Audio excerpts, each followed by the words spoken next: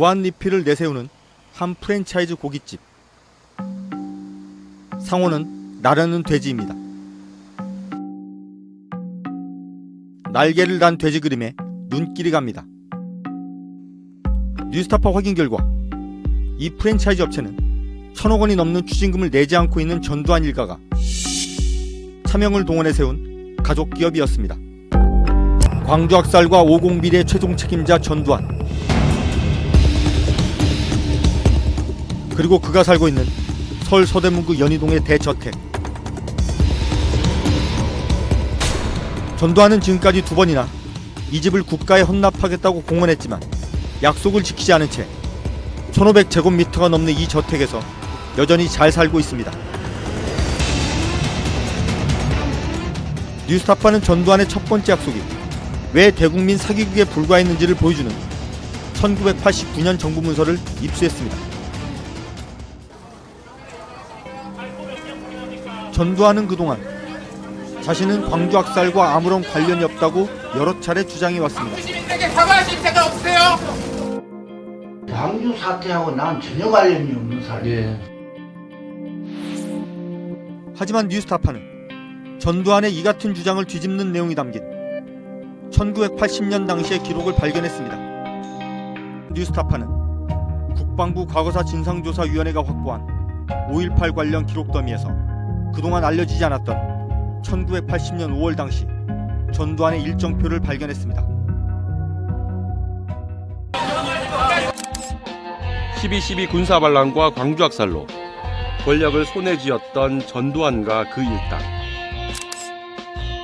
이들은 40년이 지난 지금까지 반성은커녕 쿠데타와 학살 책임도 인정하지 않고 있습니다. 안녕하세요. 뉴스타파 정민수 기자입니다.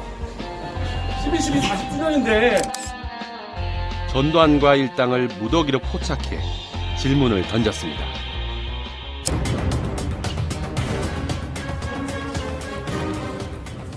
지금 제 앞으로 보이는 이 산이 과거 정호용 씨가 소유했었던 산입니다. 그리고 이 땅은 정호용 씨의 재산 증식이 시작됐던 시작점이었습니다. 정호용 씨는 5.18 당시 특전사령관으로 광주학살의 핵심 책임자 중 한 사람입니다.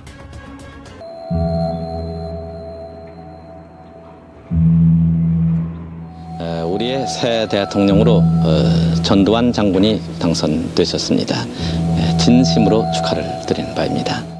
바로 이런 우리나라의 전두환 대통령을 내려주신 하늘에 다시 한번 감사를 드리는 것입니다.